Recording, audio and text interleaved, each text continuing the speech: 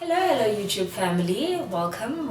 It's me again, Zianda, and welcome to Drive Reloaded, the channel that aspires to, put you back in the driver's seat of your career.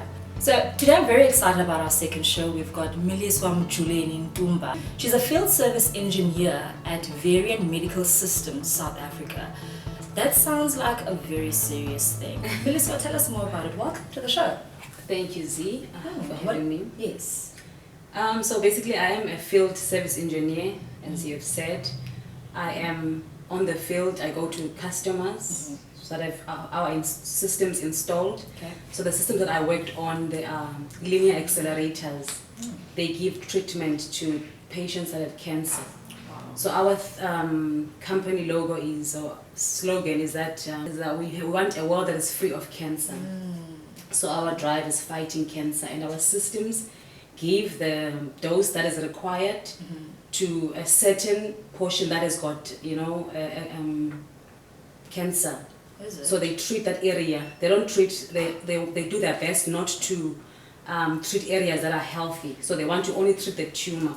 So now we've got systems that then, narrow it down and then only treat the tumor, the area that has got the tumor. So then it preserves the other cells that are fine, the other tissue that is still healthy.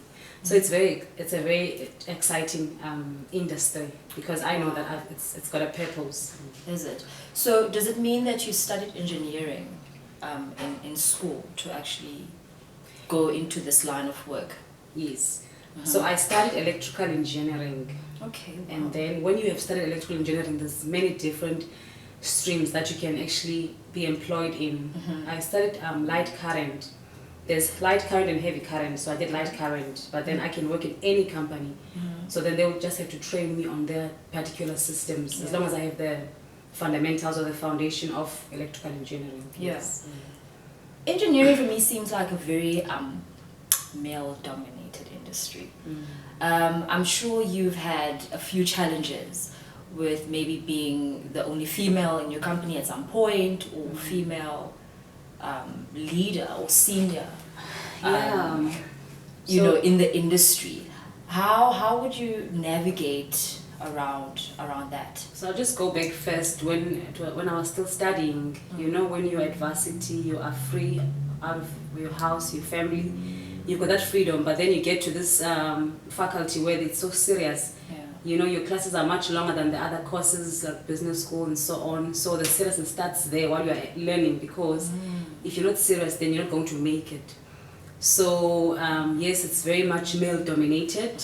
And in my career, I've worked at the previous company for almost 15 years. And even in this one, I am the only female. So it's not easy, because men have got their perceptions about women.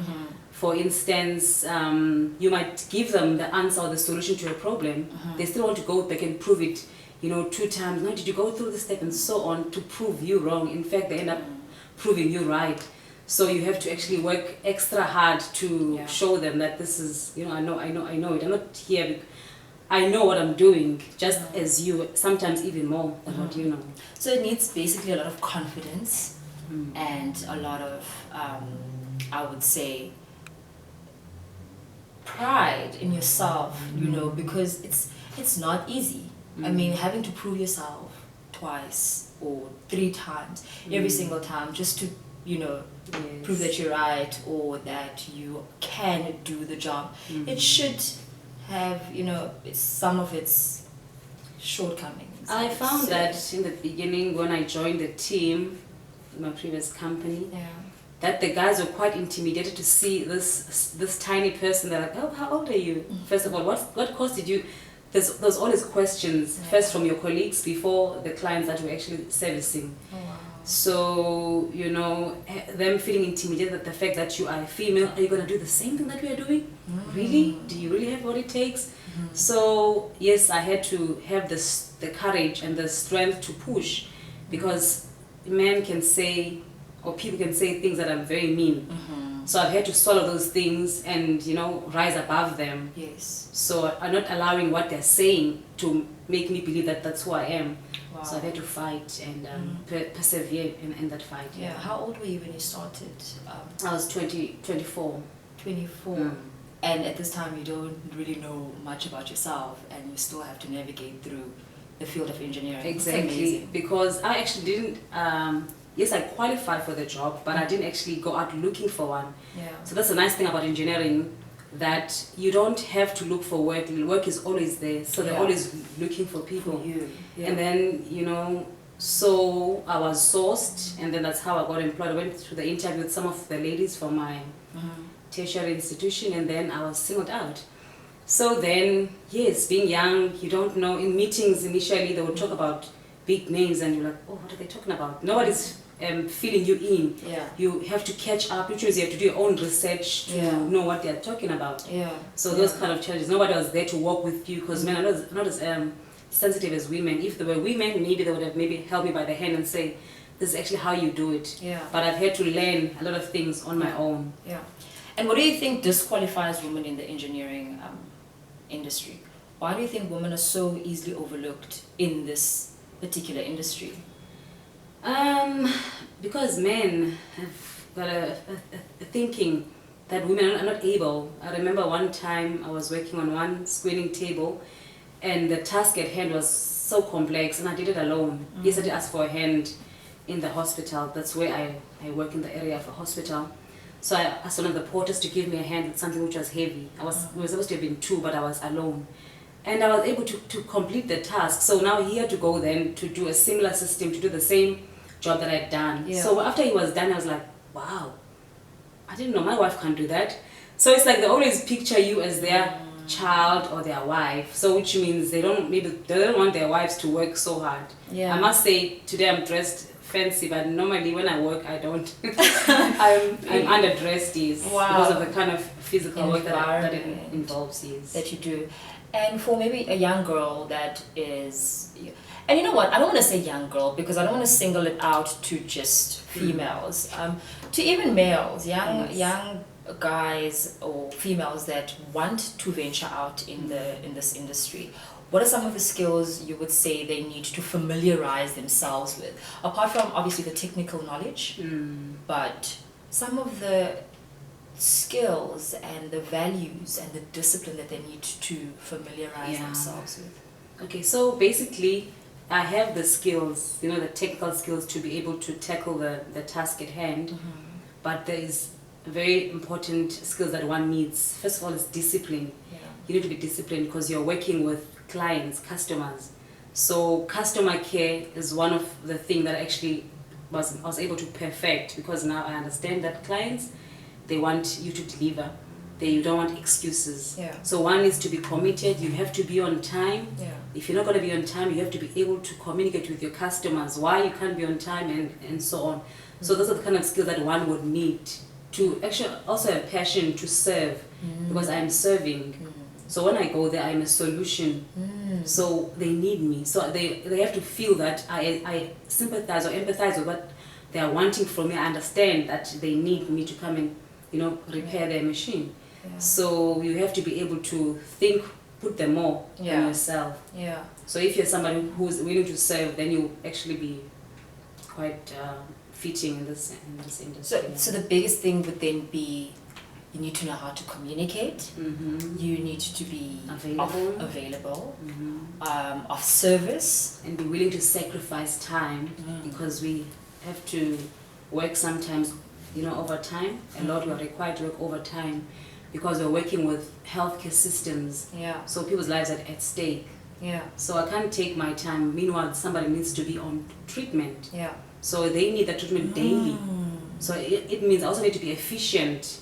So, time management, I should apply the knowledge that I have in an efficient time, so that I can be able to hand over the unit to the customer, so that the patient can receive the treatment that they need. Otherwise, they are already sick, they've come all the way to the hospital, and now the system is not working. So the focus is always to do your best to get the system up and running. That's amazing.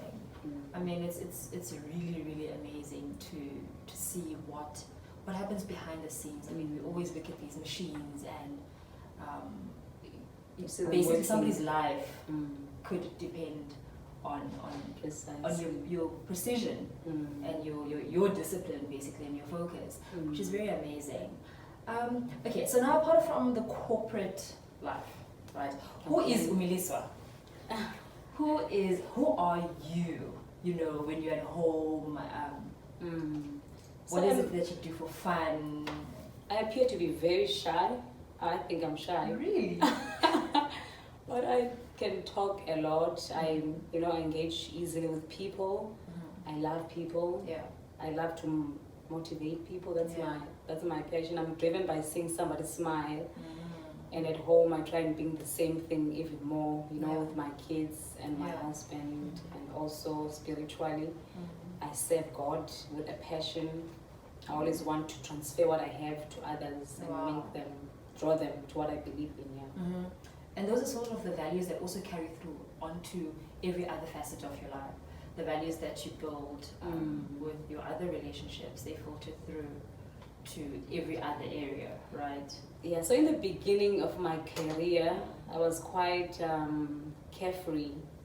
And then after time, I had to learn. Wait, what does carefree mean? We need to know what Carefree means, partying the whole night and sleeping late, and things that we used to do back then. Yes. Yeah. That aren't effective for someone who's working. So there's some decisions that one has to make, in order to succeed. Yeah. So for instance, you cannot come to work on a Monday, with a hangover, for example. You work with people. Yes. And those things, they damage your image. Customers especially, first impressions are always, they always matter, because when they see you, they will keep that impression that they saw of you, and it can ruin your entire career. So I've learned to become serious, but still fun, but just very, more focused and understand that this is business. Being firm and being professional. That's the word, being professional. Yeah. What would you say, Kobe Bryant, the late Kobe Bryant, mentioned something. I was watching some of his YouTube videos, and he says for him to have been so excellent and so successful in his career, it took the little things. So in his time training, his counterparts would be training maybe twice a day. They'd wake up at 11, they'd train. They'd be good. Yes. They'd be good. But for him to be better, he needed to wake up at 4 o'clock in the morning. Yeah. So he can train about 5, 6, 7 times. Yes. And to be excellent, to be perfect. What would you say you do as a person that basically goes the extra mile to solidify your space? So basically, putting in the hours, studying more, not wanting to fail, because I experienced, if I may say, racism as well, Yeah. where you are, so you have to prove yourself, do better than the guys, so that the people can buy into you. So the only way that they can buy into me is through my deliverance. So then they know that if we call it, it's going to be fixed. So I've had to put in extra effort in working and changing people's mentalities through my hard work, doing extra and asking the questions. What's one thing that's more important that people don't realize? When you ask a question, it doesn't mean that you are not clever. Yeah. In order for you to know more, you need to be curious and ask more questions. Yeah. So I've also made use of my colleagues, and they've also been able to transfer the information that they have. I've been able to humble myself to say, look, you're going to be my mentor for some time, and then teach me certain things. I've had to watch how they do things and not be proud and say, look, I've got qualifications. So humble myself and say, okay, this guy has got 40 years or 30 years experience. So there's a lot of wisdom in him. Let me just rather team up with him, and that's what helped me a lot. Yes. Yeah. And when you mentioned the situation or the instances where you faced racism, or maybe guys were, against your gender, it kind of sort of helps you at the end of the day, because you're pushing yourself to limits where if you came in and they were like, you wouldn't actually get to your next or get to understand who you are. So it kind of sort of, those situations help you, right? They helped me a lot. One manager told me one time that you are ordinary, and I was like quite appalled by that, and it made me push myself I'm not ordinary. There's no way I can be ordinary. I'm extraordinary, and I have to. So what somebody does, you know, it helps you to become better. Yeah. And at one time, he actually admitted to another regional manager, you know, Milliswa, I'm doing this to Milliswa to push her. Wow. So I was actually thinking this guy doesn't like me, but he was actually pushing me to succeed. So I think the people that, you know, were like that with Destiny me, because helpers. actually they pushed me to succeed. And I can say to them that they are proud to see what has come out of me. Yeah. What are some of the things that you're interested in doing? The future for Milliswa, how does it look like?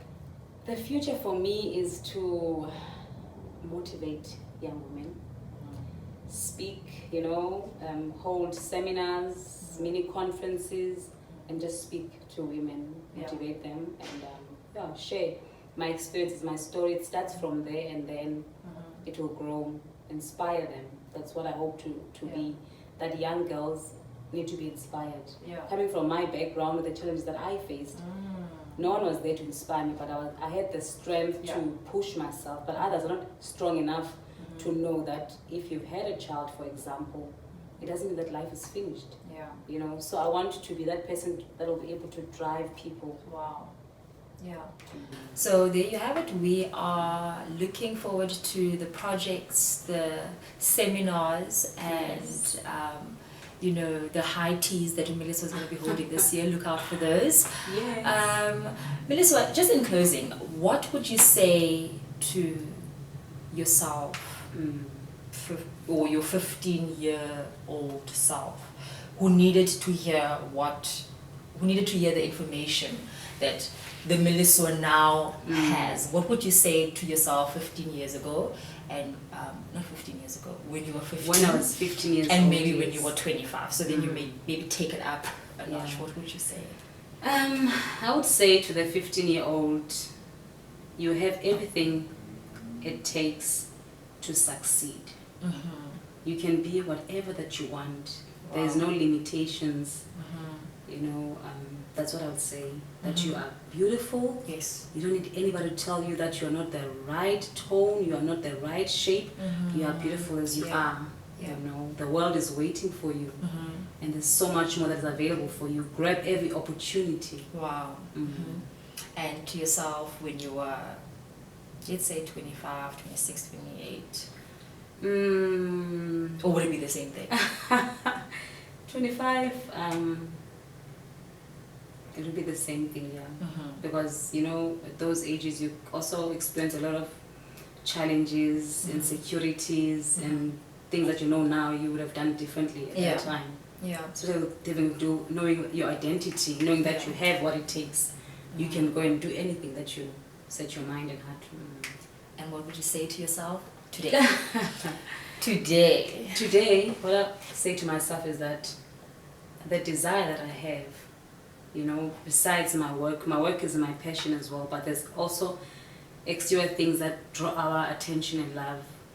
I have what it takes to deliver exactly what I want to deliver to the world. Wow.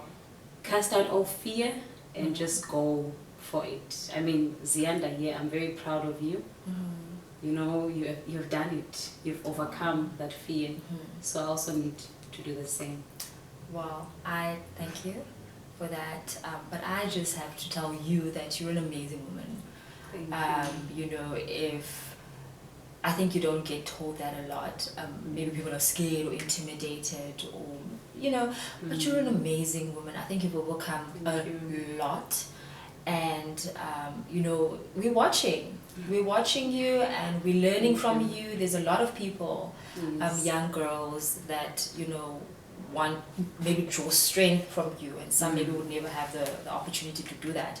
So on behalf of all those young ladies, I want to say thank you. Keep shining, keep you know, keep in the driver's seat, and keep driving. Thank you so much. Thank you for being with us today. It's a pleasure. Well, there you have it from Milliswa. You know, we were so inspired by her story, and, you know, just to know what it is that drives her, what it is that has pushed her. And I think many of us will take something out of what we've learned today, and not just, you know, young women. Yes, we need to solidify ourselves and solidify our space in all the industries that we find ourselves in, but to young men as well, who also need to be in the driver's seat of their careers. That is all from me.